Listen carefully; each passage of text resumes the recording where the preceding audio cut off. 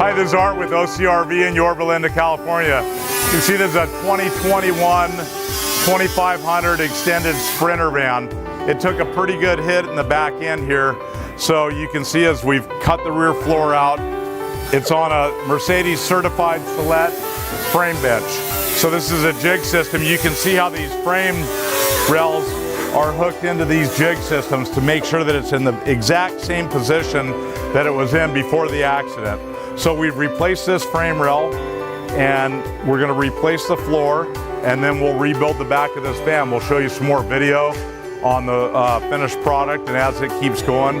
As you can see, we have all the factory certified Mercedes equipment here, all the resistant spot welding equipment and all the proper MIG machine. This machine here will weld aluminum and bronze and steel. Great piece of equipment, makes the guy's job much easier and gives you a factory repair.